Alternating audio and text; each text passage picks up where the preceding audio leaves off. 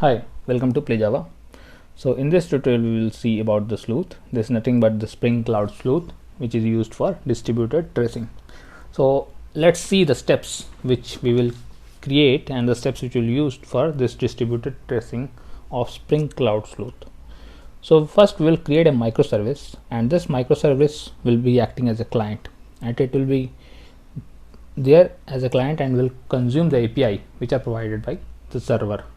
So we'll create another microservice which will be acting as a server and exposing their endpoints, and client will be consuming that API exposed by the server.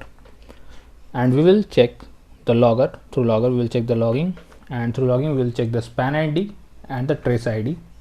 And using this span ID and trace ID we will be able to rectify, or we will be able to check which log has been printed for that particular microservice, which is, or the particular API which this client is using in the server, or you can say other microservice. So let's see the distributed tracing. First I am going to create this is about already written. This I am going to create about the sleuth client. So I am writing here a sleuth client. See, as you can see, every time you can see this retry is printed. This is about the previous tutorial which I had provided about the hitting the external API through certain retry. So you can go and check that tutorial. So here I created a microservice which is known as Spring Cloud Sleuth, and here I am going to provide dependency of Spring Web, and second is the sleuth. This is the sleuth. Let's go to some previous version. I generally prefer the previous version because they are quite stable. So this microservice, as you can see, is now being created. Now it has been created. This is quite fine. Let's go to the main file, that is Spring Boot application file. This is the main file. Now I'm going to create a controller here. So let's start, go new class, name it as client controller. In this client controller I will annotate with @REST controller. So it will mark this controller as a REST, and I will provide the request mapping with the main URL above the class. So let's provide it as a client only, because this is a client and client is going to call the server. Now I'm going to provide a get mapping. Inside the get mapping, let's provide /data. This will be a public method. Let's print the string only, which will be returned from the other microservice. So here I am going to create a REST template. Here you can see that I'm not going to use the AutoWire, but instead I'm going to directly create a REST template object. You can see this is the REST template, and I'm going to put it rt equal to new REST template. I will tell you why I have created this object instead of AutoWire. There is a misconception which I am going to show this through this demo also. So through this REST template I am going to call the other microservice which will return a string. So I will use the method get for object, and let's create other microservice with http localhost 8086. Let it be, I'll put that port number as 8086 of the other microservice, and let it be server. This is a client, so there will be server, and similar data will be printed from that microservice, which will be fetched from that microservice, and the string will be returned, and I'll return this data in form of string here. So as you can understand, this is the method which is calling the other API and fetching the data and returning the string.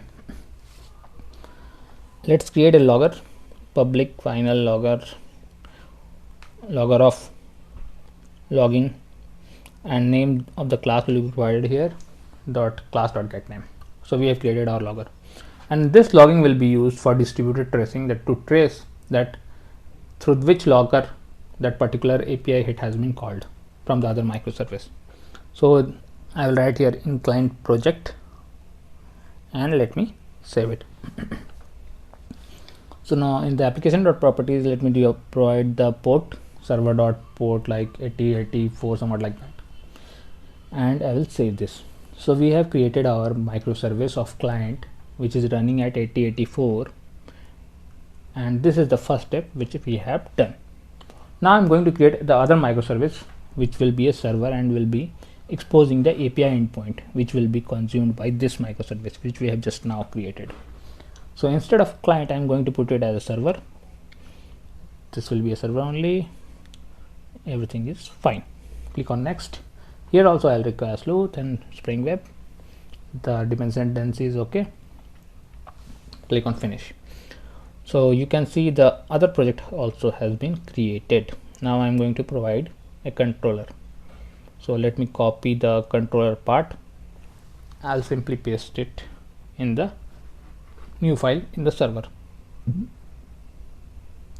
Yes, now I'm here going to create a class. I'll call it server sleuth. Click on finish.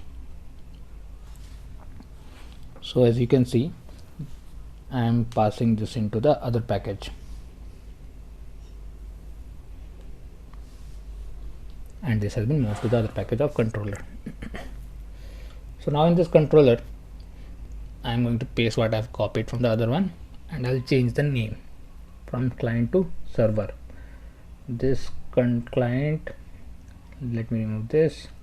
This is actually server sleuth, not the controller. So we have changed the name, and I'm going to provide this name in the logger here.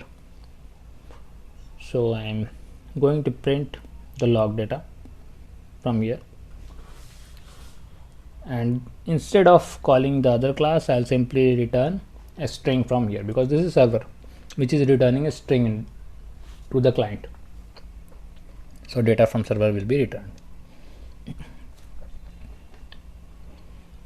So this, we have created the main controller of our server, which is acting as a server. And I'm now, let me change, as you can see, this is the logger which we have provided to print the logging details, and through this logger we can find the which log has been printed.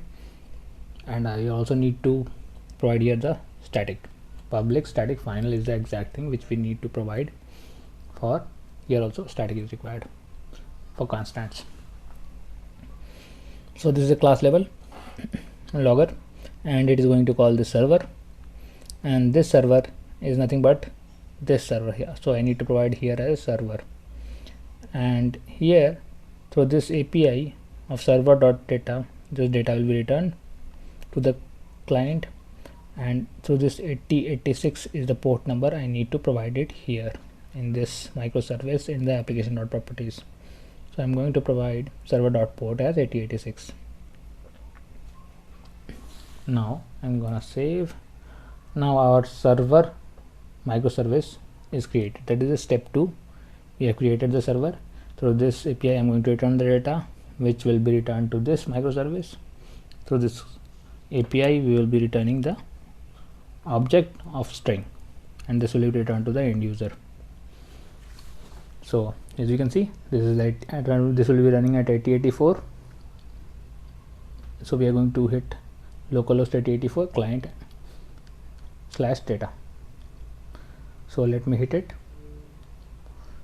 Let me start the application first. So I am going to start the client one. Start a Spring Boot application. So as you can see, my project is starting and it has started. So let me scroll a little bit. So as you can see, it has started at port number 8084, and this is the URL which we are going to hit. Now when I'll hit, it will give me an internal server error, because the other service, it has called the other service, but that service is not in a running mode. So I'm going to run the other service also. So run as Spring Boot application. So the service is starting, which is acting as a server here, and it has started at port number 8086. Now I am going to hit the URL and see, this is the client one and another one is the server one. As you can see, both I have cleared to check the logs. And now when I'll hit, data from the server is received, and now when I'll go to find the tracing IDs, see the first one is the trace ID, second one is the span ID. Let me copy this and paste it in a notepad. So we have created a microservice. We are checking the logger to find the span and trace ID and see the distributed logging.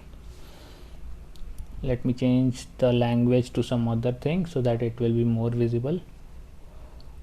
So now as you can see, the first one is span ID, first one is trace ID, second one is the span ID.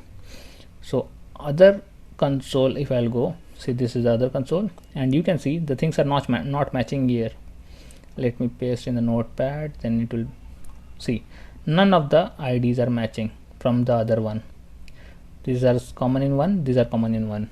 So here the things are not matching, and the reason for that is we have created our REST template, and this REST template is creating the object. It is not a part of the Spring Bean.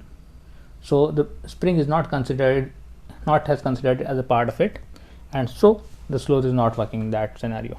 So we need to provide the REST controller, REST template as a bean. So I'm going to provide a REST template, return new REST template.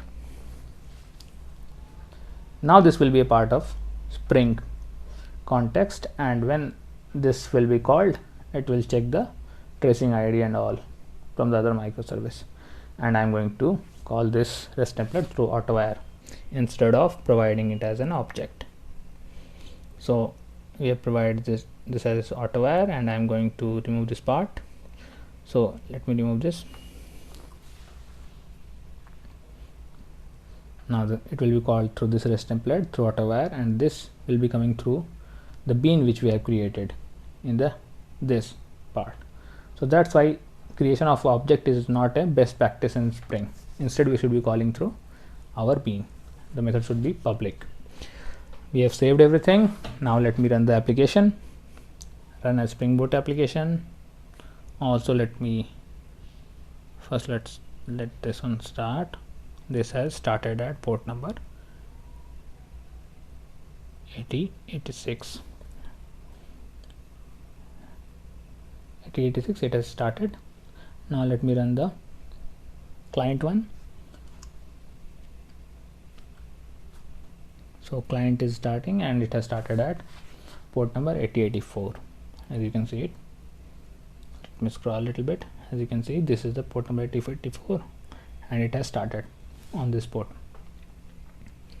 So let me clear both the console, so that now again, after using REST template as a bean, we will be able to identify the tracing ID. We have again hit. Now let me copy this.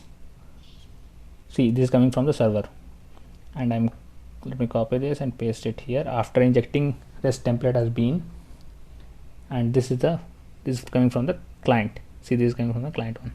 I have copied this one also, and now you can see the first part, that is this trace ID, is common in both the microservice. This is exactly how we can trace through logging, that the error or whatever things which are coming which you need to trace, that we can trace these through this trace ID, and the span ID is related to that particular microservice only.